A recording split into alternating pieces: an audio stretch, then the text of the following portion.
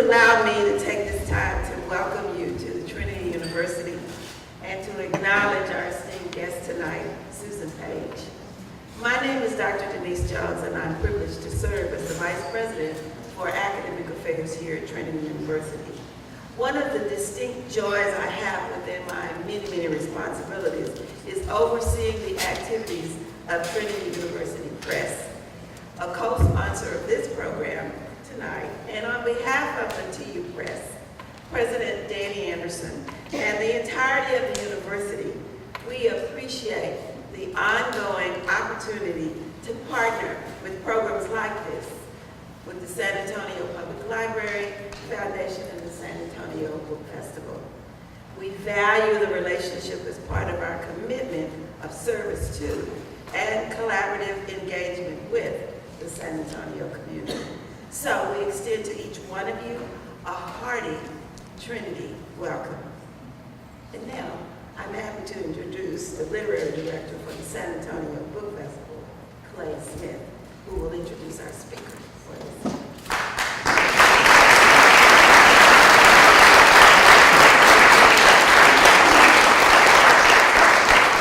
Hi, everybody.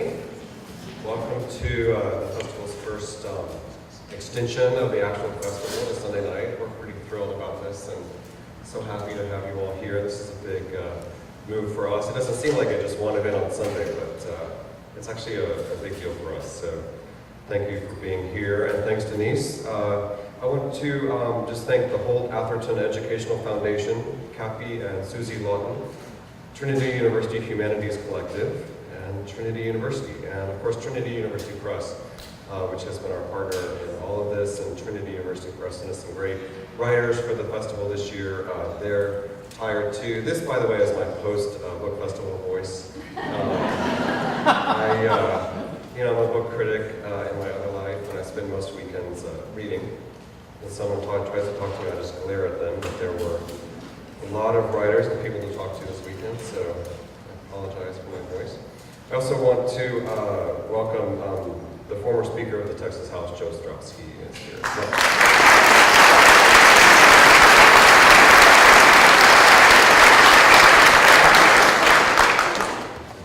So when Karen and Susan are done talking, the signing will be right at the back. When you purchase a ticket, you received a book, so hopefully you got that when you walked in, so you can go right to the back of this great venue and get it signed. There are also books available for sale if you want to get them for someone else. There are bound to be a lot of questions, so we're going to have some time for questions from the audience, so be thinking of your questions. Let me tell you a little bit about Susan and Karen, and then I will get off the stage. Susan Page is the award-winning Washington Bureau Chief of USA Today, where she writes about politics in the White House.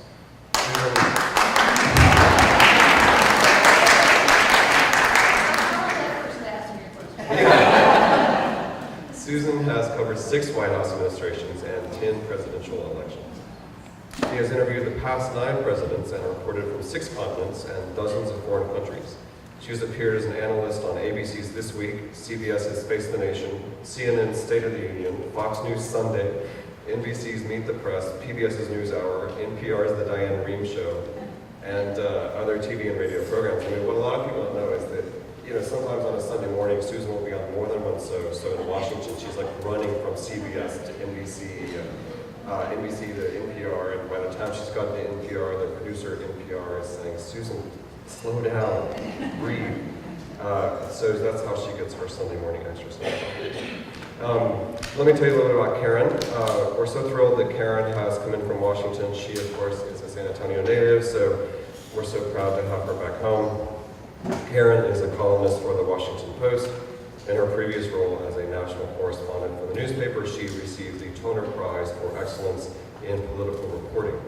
She joined the Post in 2010 from Time magazine, where she had held the same title. During her more than 15 years at Time, Tumulty wrote or co-wrote more than 3 dozen cover stories. She also held positions with Time as congressional correspondent and White House correspondent. Before joining Time in 1994, Tumulty spent 14 years at the Los Angeles Times. During her time there, she reported on Congress, business, energy, and economics. She is a native of San Antonio, as I said, where she began her career at the now defunct and limited and beloved San Antonio Light.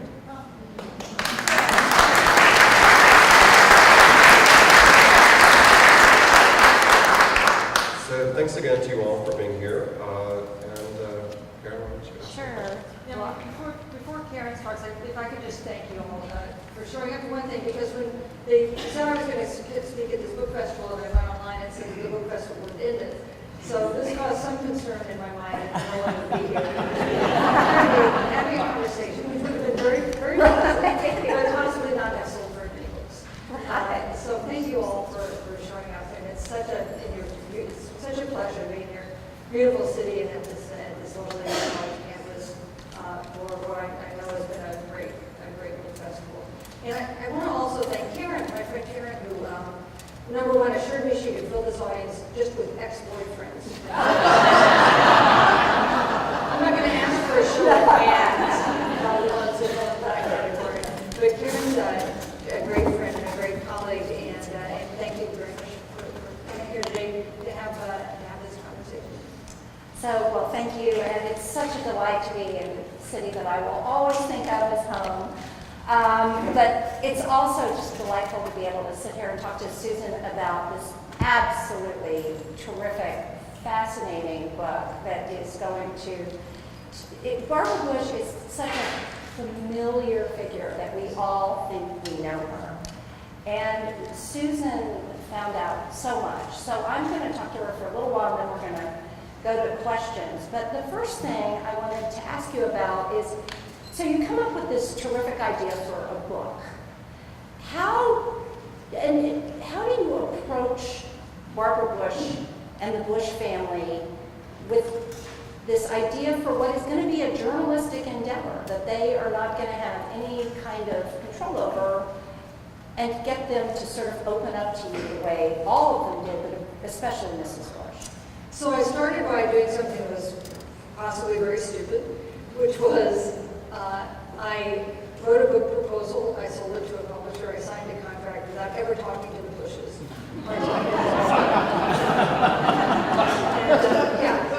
Some people would have that attitude.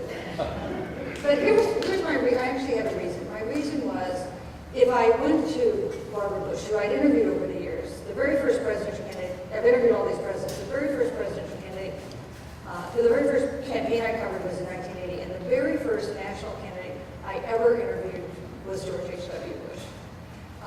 So I'd covered the family over the years, but I thought if I went and asked Barbara Bush if she would cooperate with a biography, and she said no, that it would be very discouraging. And it was a book I wanted to do, so I didn't want to give myself an off-ramp if she said no. But I also worried that if she said yes before I was committed to the book, that she would think she had some say over what I wrote. And I didn't want to do an authorized biography. I wanted to do an independent work of journalism about her. So I signed this contract. I can't imagine why the publisher agreed to this arrangement.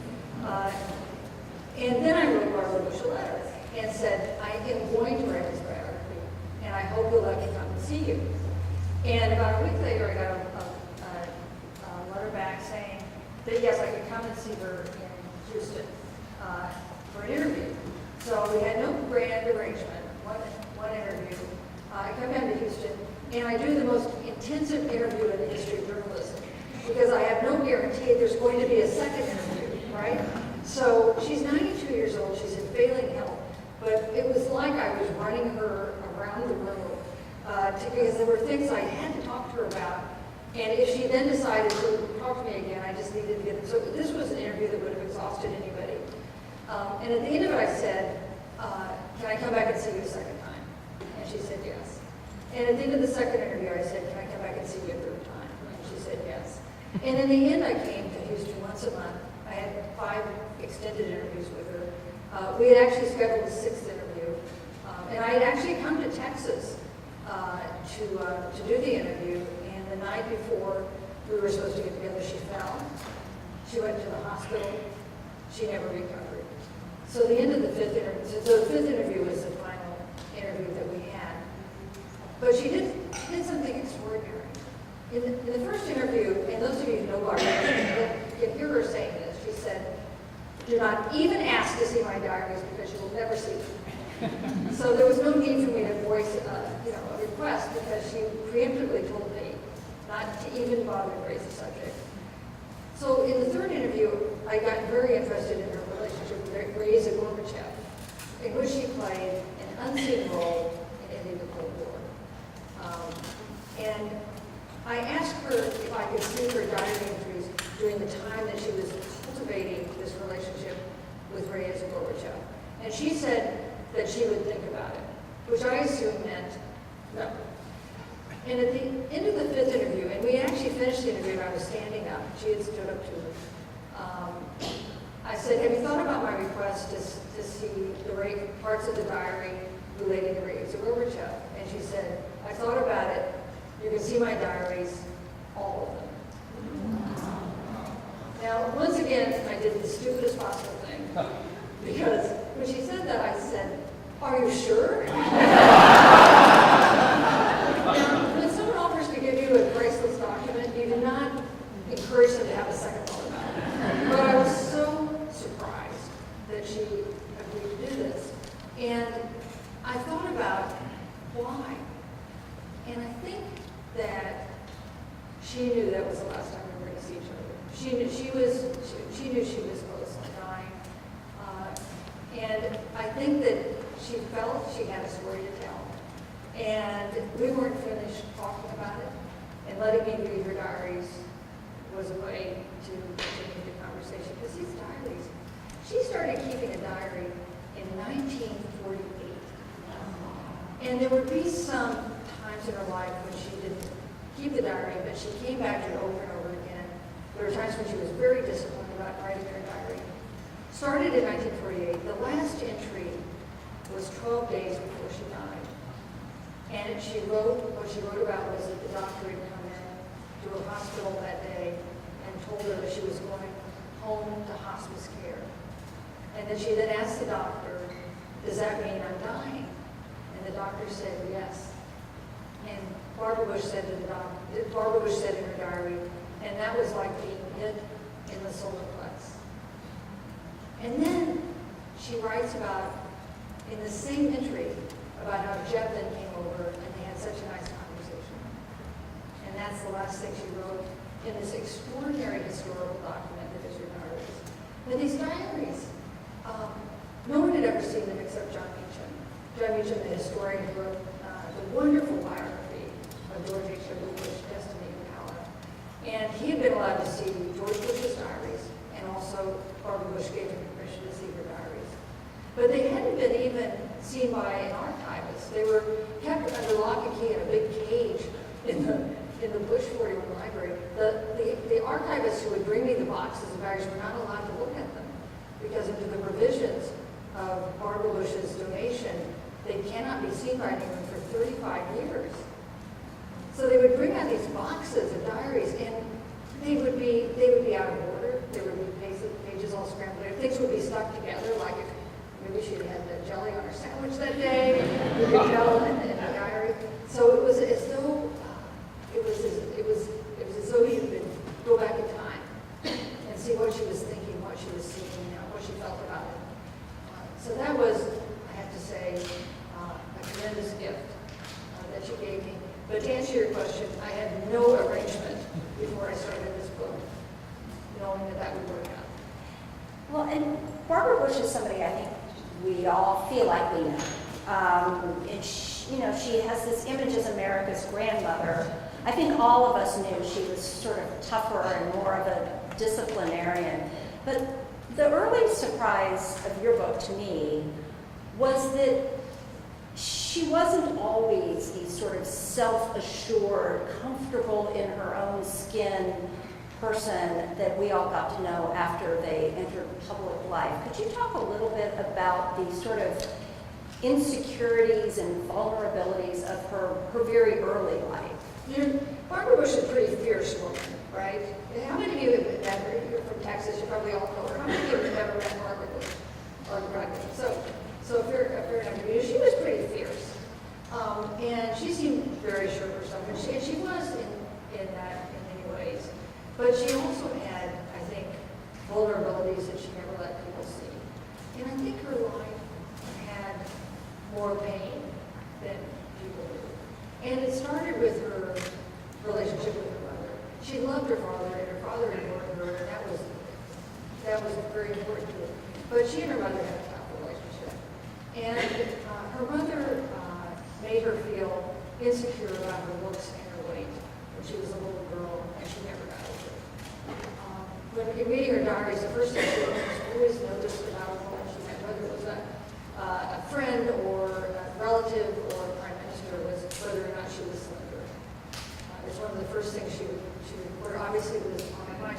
She's well known for making such self-deprecating remarks about her weight, but I think that held a kernel of vulnerability for her. When she was in a family of 4 kids, and I asked her, what roles did kids, what were you the kids like? Tell me what your siblings and yourself, what were you like as kids? And she said, well, my older sister Martha, she was the pretty one. And she was, in fact, very pretty. And she was also very slender, and she was clearly her mother's favorite. And she's so pretty that she was on the cover of Vogue in college, the college issue of Vogue. So she was really a striking woman. Barbara Bush said, Martha was a pretty one. Jimmy was the next bad boy. Jimmy, her older brother, was constantly getting into trouble, but everyone adored him. So he was, I think we've all met him like that. She said, Scott, her little brother, was the perfect one. And Scott, who I interviewed for this book, is kind of the perfect one. He's like so nice and friendly, and I mean, he's really, you can tell he's just got a very sunny personality, and that's something he had as a child, even though he had Scott great serious illness. And I said, well, David, what were you? And she said, I was the little fat one. I know it's sad, right? But it was one of the things that marked her. There were other times that she suffered, I think, pain that she didn't let people know. And the most important one was the death of her daughter, Robin. When Robin was 3 years old, and Barbara Bush was 29 years old, and living in Midland. And Robin was diagnosed with leukemia, a disease that George and Barbara Bush, neither of them had ever heard of. And at that time, no one had ever been cured of leukemia. There was not a single recorded case of someone being diagnosed with leukemia and living. And the pediatrician told the Bushes that they should take Robin home, make her comfortable, tell no one that she had leukemia, and let her die. Well, we all know the story of the Bushes. This was not in the Bush DNA to handle it that way. So they called George Bush's uncle, who was a prominent doctor at Sloan Kettering in New York. And the next day, they flew to New York with Robin. And they then had 6 brutal months of what amounts to an early form of chemotherapy that did not work. And Robin died. And it became clear that this was the defining event of Barbara Bush's life. And it took me a long time to understand that. So when I wrote this proposal to the publisher to write this book, I had to say what the chapters would be. And it didn't guarantee that I would stick with those chapters, but the publisher wanted to know kind of what's your vision of the book. And the first chapter I had planned was on the 1988 election, because that was the election that put George Bush in the White House. He had tried he had been ambitious for so long. It was the moment of triumph in which he had played a big role in that campaign. And I had the chapter about Robin back where it fell chronologically. And I wrote the first draft of the book just that way, and it just felt wrong. Because the 1988 campaign was the defining event for George H.W. Bush. It was not the defining event in the life of Barbara Bush. The thing that shaped how she viewed issues, how she dealt with people, was shaped by the experience she had, by the loss of her daughter. And the first time I interviewed her, when I interviewed her, she would almost always in the living room. She had a chair that she would sit in. She had these two incredibly ill-tempered dogs. Really, the worst dogs ever. The only human being these dogs liked was Barbara Bush. They didn't like George Bush. They hated George W. Bush. Anyway, so she'd sit in this chair, and it's a chair where she would, I think, needlepoint sometimes. It was like Barbara's chair. And in the corner, within her eyesight, in the corner of the room, was a pastel drawing of Robin as a child. A drawing that her mother-in-law had made after Robin died. And she started talking about Robin. She started to cry. She's 92 at this point. She was 29 when Robin died. But she still kept the picture of Robin in a place where she could see it. Not in the main, it wasn't the main display in the living room, but it was a place where she could see it from the chair where she usually sat. So could you talk a little bit about this book as a love story? Because whatever insecurities Barbara Bush had about whether she was pretty enough or, sparkling enough, she's at a Christmas party, and the most handsome male she has ever seen in her life, gifted athlete, sweeps in, and she and her husband each married the first person they ever kissed. And, I interviewed George H.W. Bush for this book, too, and had the privilege of having the last interview with each of them, with a journalist of their lives. And at this point, George H.W. Bush was suffering from a form of Parkinson's disease. He didn't have trouble understanding or formulating a response, but he had trouble speaking. But I said to him, what caught your eye at the dance at the Greenwich Country Club when you were home from prep school in 1941? What caught your eye with Barbara Pierce? And George Bush said, she was so beautiful. Isn't that sweet? And he remembered. Really remembered the occasion. So it was definitely love at first sight. And it was a very traditional kind of marriage. Barbara Bush was born in 1925. She was born 5 years after women got the right to vote. And she went into the most traditional form of marriage where she was the helpmate.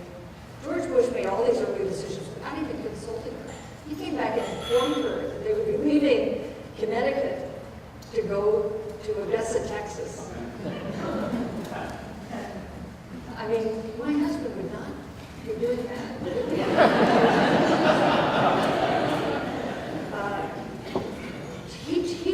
He made the big decisions. She had the responsibility for the household and for raising all these children. But over time that changed. And she went from kind of being the woman behind the man to be the partner with the man, with the husband. But she has to go through, there's a moment where she hits the wall emotionally, spiritually. She falls into a deep depression just as his career is soaring. They'd been in China, and he was the top H.W. Bush, the top diplomat in China. They come back for him to head the CIA, a job that Gerald Ford asked him to take, a job that Barbara Bush told him not to take. They both knew he wanted to be president. She didn't think heading the CIA was a particularly shrewd way to get there. That may have been true, but Bush took the job. They come back to D.C. And suddenly he could not be involved in his professional life, in his career, after being really an integral part of it when he was serving in the House of Representatives, when he was the ambassador to the United Nations, when he was in China. Suddenly he couldn't tell her anything about what he was doing because it was all top secret. And as she noted, she could not keep a secret. She could keep a secret for possibly 24 hours, but no more than that. So she was suddenly shut out of this important part of her life. Her kids, she had an empty nest. Her kids were all away at school or had started lives of her own. She was going through menopause, so she may have had hormonal problems or, imbalances. And she became so depressed that she contemplated suicide. And she told me that she would be driving down the road she would feel this impulse to plow into a tree or to steer her car into the path of an incoming car. And then she would have to pull off the road and stop and wait for the impulse to pass before she could keep driving. And the only person who knew this at the time was her husband, who encouraged her to go to the doctor, encouraged her, and she didn't do any of that. She just fell into this terrible darkness. And it was so at odds with kind of the stoic demeanor you think of with Barbara Bush. Even when I talked to Scott, the perfect one, about this episode, he refused to believe it was really true because it was so at odds with the image that Barbara Bush projected. But I can tell you what she told me, and this was a very difficult time in her life. And she eventually pulled out of it. It's interesting. I asked her, what made you get better? And she said that one thing she did was volunteer at a hospice. And she had started volunteering at hospitals after Robin's death. Not, interestingly, with children, with adults. I think volunteering with children was just too hard. But she said she went to volunteer at a hospice and somehow that made her feel better, which might be kind of a lesson about life. She did finally get better. And I think that one impact this episode had on her was it made her, she did not have the attitude that if you have mental illness, you should just pull yourself together. You know, that it's a sign of a lack of will when people are struggling with mental illness. And one of her granddaughters struggled with drug addiction and mental illness. And in her diaries, there is the most understanding attitude by her grandmother about her struggle. Not that, why doesn't she behave better? Why doesn't she stop using drugs? It's more like, I wish I could do something to help her. I hope she gets through this. So, Susan and I, before I think we hadn't even we were just getting the proposal together, you and I had coffee, because I'm working on a biography of Nancy Reagan. And so this is not the full story. So clearly, I have to answer questions for you. So actually, one of the things that made me want to write a book was when it was announced that you were going to write a book about Nancy Reagan, because I thought, well, I would like to write a book. And I thought, well, if Karen can write a book, maybe I can write a book. so anyway, so Karen was an inspiration, and it's in the acknowledgments that Karen was an inspiration for this book. But so we get together for coffee, and I said, Susan, one thing that has become very clear to me is that Nancy Reagan and Barbara Bush could not stand each other. And one thing that was sort of, the entire 8 years the Reagans are in office, the most glittering event of the entire 8 years is the state dinner for Prince Charles and Princess Diana. And I had noticed that the Bushes were not there. And Susan gets to the library and discovers the invitation list to this amazing event where John Travolta dances with Princess Diana and discovers. So this was just hilarious. I mean, in a mean girl kind of way. So there's, found in the Reagan Library archives, the first guest list that the social secretary sent to Nancy Reagan with the proposed guest list for this dinner. Now, the Reagans had always invited the Bushes to state dinners because protocol required it, but this was not a state dinner because Princess Charles was in a head of state. So the rules were different. And this proposed guest list said President and Mrs. Reagan, Vice President Mrs. Bush, and then it had John Travolta already invited, noted they invited him before the dinner was planned, and then various officials and others for this dinner. And there was a black slash through the names of Vice President and Mrs. Bush. And I'm told by a reliable source that it was Nancy Reagan who crossed out their names. And Michael Deaver, who was the Deputy White House Chief of Staff, the West Wing staffer closest to Nancy Reagan, called her and said, "You can't not invite the Vice President to this dinner." And she said, "Just watch me." And there were then a series of additional memos for this dinner. Every day or two, the Social Secretary was in another one saying, "Should we write this plan, this plan, this plan?" And these memos would say possible guests to add. At the top of the possible guests to add would be Vice President Mrs. Bush, because clearly the Social Secretary thought it was problematic that they had crossed out the Vice President's name, but they were not invited.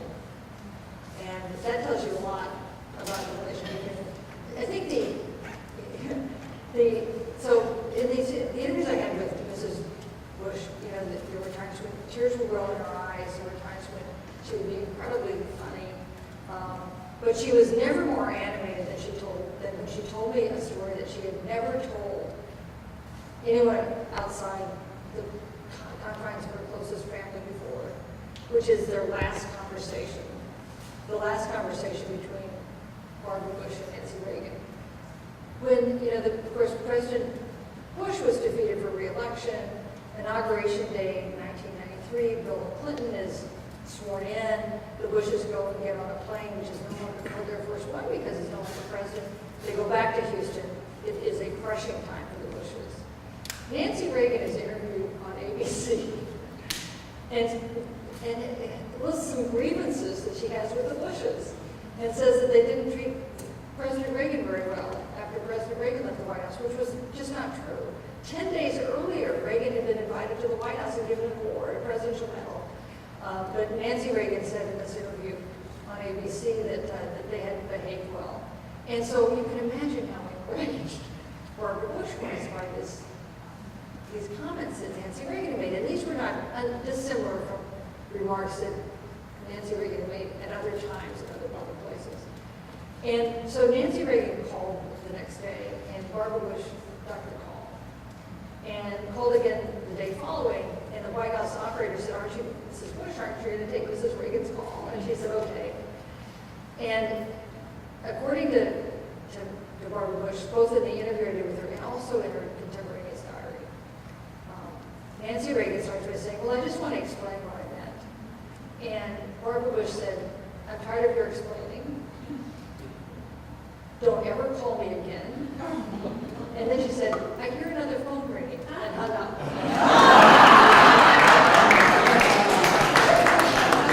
And it was obviously not another phone. And they never had another extended conversation. Well, I'm going to ask you one more question before we go to audience questions. And that is about, I think, the thing that in this book has generated more news than any other thing, and in fact, generated a comment from President Trump about Barbara Bush's feelings both about President Trump and also why she left the Republican Party. So this will surprise no one. Barbara Bush did not really like Donald Trump. Donald Trump, to the delight of my publisher, criticized what Barbara Bush says in this book, which requires everyone to repeat the name of the book and the history of it. We're very, very pleased about that. But she thought, she disagreed with Trump on many fronts.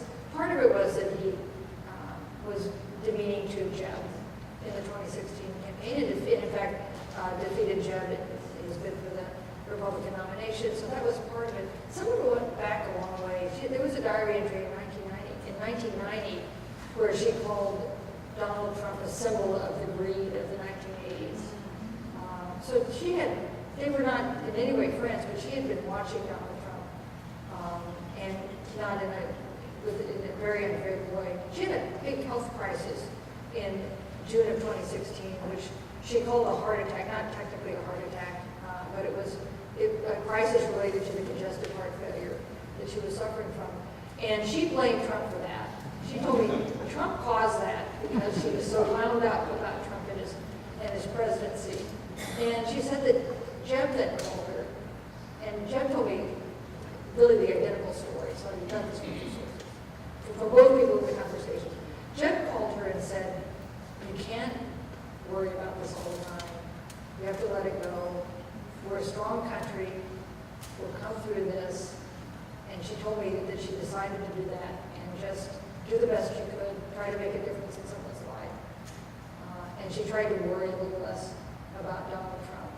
But in the interview I did with her in October 2017, I said, so are you still a Republican? And she said yes. And in the interview I did with her in February of 2018, I said, so are you still a Republican? And she said, today I would have to say no.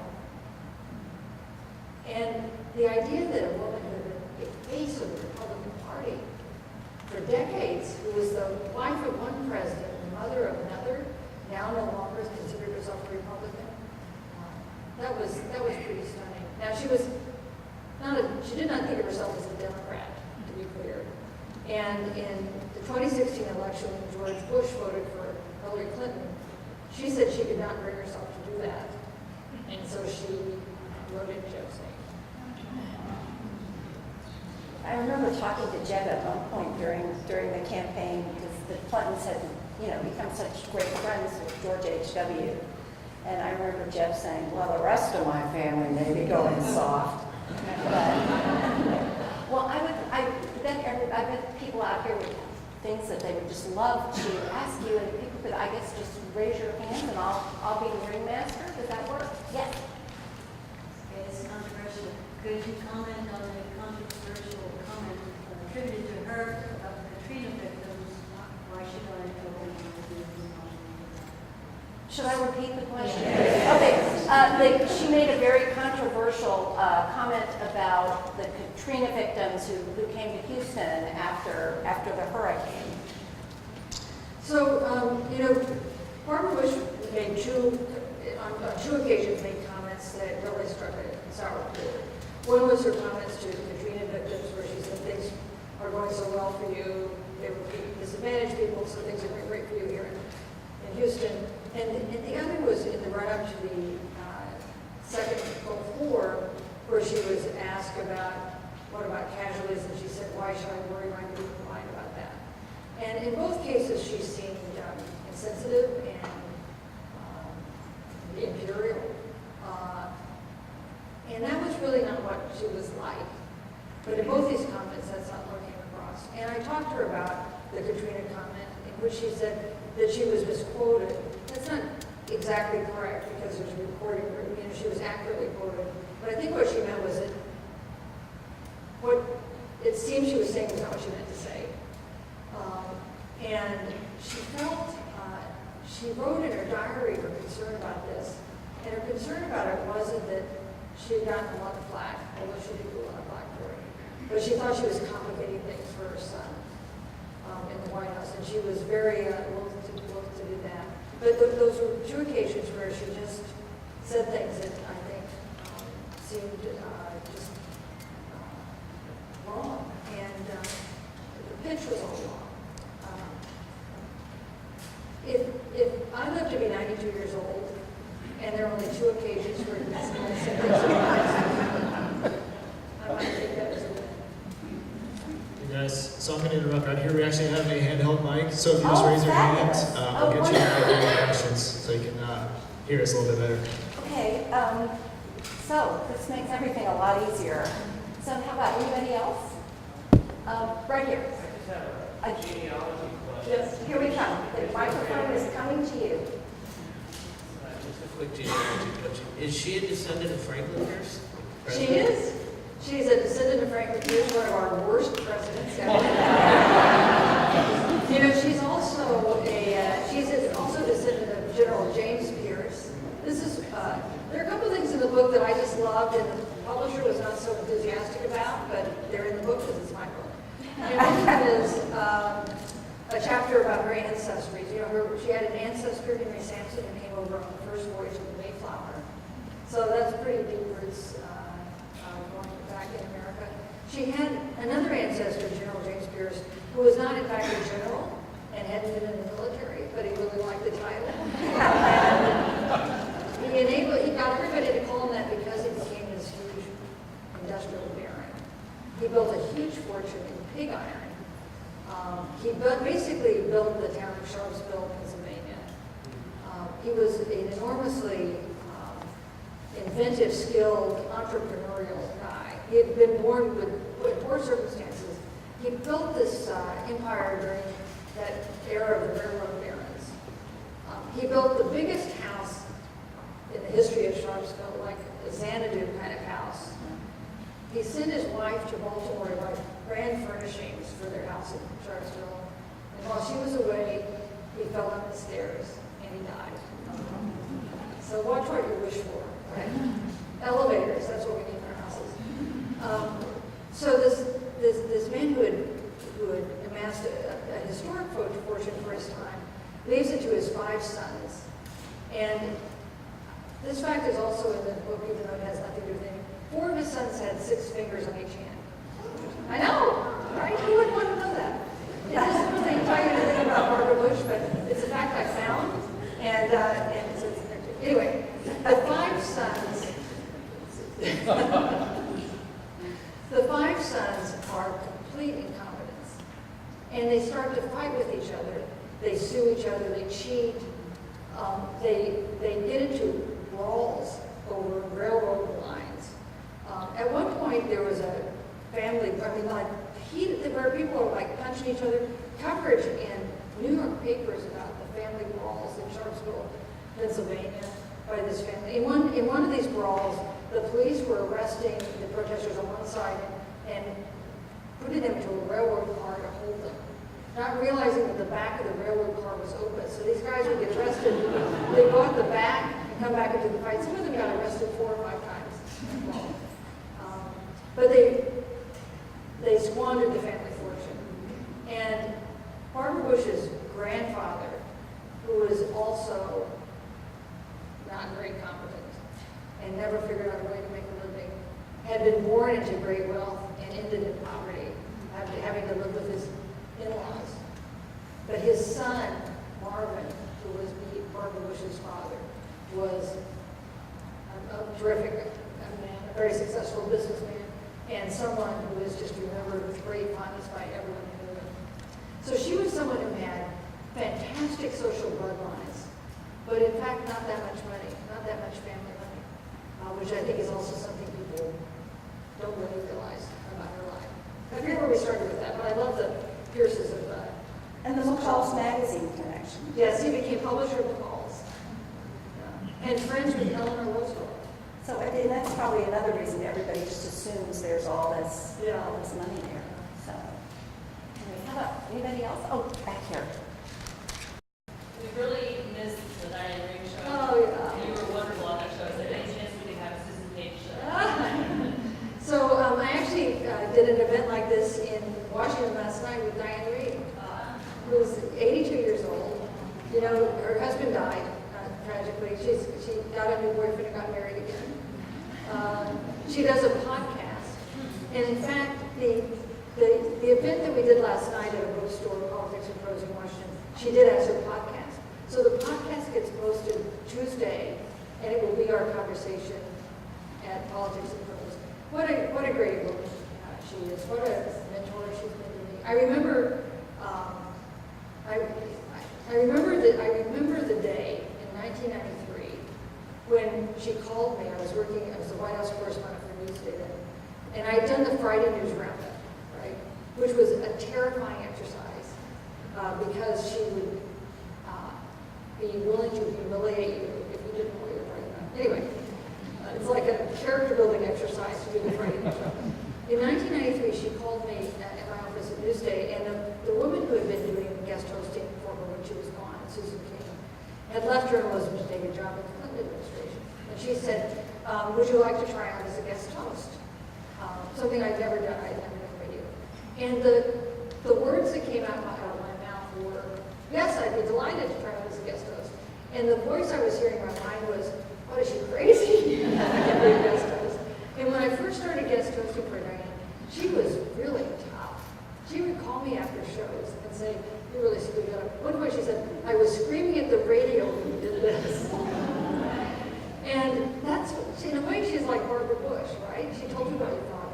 And she trained me to be a radio host, and it's one of the most rewarding things I've done in my life. So I'm really grateful to her. So thank you, and thank you for remembering.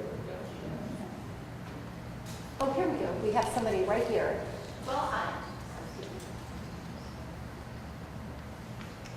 I was wondering, what were you going to have asked in the sixth interview? Is there a burning question that you're going to have to ask her in the hereafter, or did you get it in the diary? You know, by the end of the fifth interview, remember that first interview where we covered like 16 topics as fast as you could? So it got somewhat more relaxed in the next 4 interviews. And by the fifth interview, we were really just having a conversation. And not always in the direction that there were usually, I would always come with some things I wanted to talk about.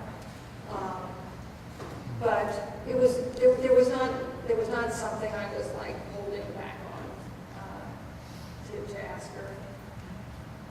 So, by the way, there's just one more story that you feel like I was neglectful if I didn't. Could you talk a little bit about the folded up paper that you found inside the diary that wasn't part of the diary? So I told you, the diaries had not been, they hadn't been cleaned up. This was like the boxes as she sent them to College Station. You put in this cage for 35 years after it, until 35 years after it. And I opened up the diary from 1980, which is, of course, the year that George H.W. Bush is making his first bid for the presidency. And tucked in there are 4 sheets of paper, yellowing, folded over in the corner of his diary. And I pull them out and open it up, and at the top it says, thoughts about abortion. And it's underlined. And what followed was a 4-page letter to herself, basically, trying to figure out what she thought about abortion. And she knew that her husband was running for president, this was a controversial issue, that she was going to get asked about it, and she wanted to try to figure out what she thought. And in this letter, there is not a single reference to a political calculation. There is no sense of what is the convenient thing for me to think about abortion. It is entirely an exercise in the morality of the issue. And she turns, as she often did, to Robin as a touchstone. And in the most important part of this letter, she said, I was at Robin's birth, and I remember I felt when her soul entered her body. And I was there with Robin when she died, and I felt when her soul left her body. And therefore, abortion is murder because your soul does not enter your body until you're born. So it should be an issue for mothers and fathers and doctors and not a presidential issue. She underlined not 2 or 3 times. And along the side margin of the last page, she wrote, needs lots more thought. But she never, I think because she approached this as a moral issue and not as a political issue, she never changed her mind about abortion. As she stopped talking about abortion, once George Bush was put on the ticket by Ronald Reagan in 1980 in that convention in July, he agreed to support the Republican platform on abortion and other issues, which was an anti-abortion position. She never said she opposed abortion, but she just refused to. Reporters were trying to get her to talk about it, and she refused for all the time that he was vice president and president. Because she said the candidate's position shouldn't matter, mine should. But the fact is, she had thought it through on this amazing letter, and she never wavered. I think we have time for one more question. Kate? Oh, okay. Here we go, over here. And I'm so sorry, but Susan's going to be signing books afterwards, so. Thank you for being here today. Just kind of out of curiosity, what are you reading? What's what's on your nightstand right now? What are you reading? So for a year and a half, all I've read are things that relate to Barbara Bush. If there's ever a trivia contest with Barbara Bush as a cowboy, I'm going to win that one. And now, it makes me sound very boring, but now everything I read is related to Nancy Pelosi because I've signed the contract to write another biography, and this one is Nancy Pelosi. So I am the most boring person in the world. For all of you who haven't gone to the book festival, you have wonderful books you're going to be reading, and I only hope the day returns when I can read a book that is not about someone who's biography I'm trying to write.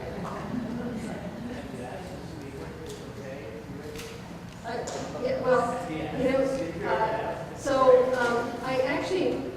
I actually tried to see if she would let me interview her before I signed the contract.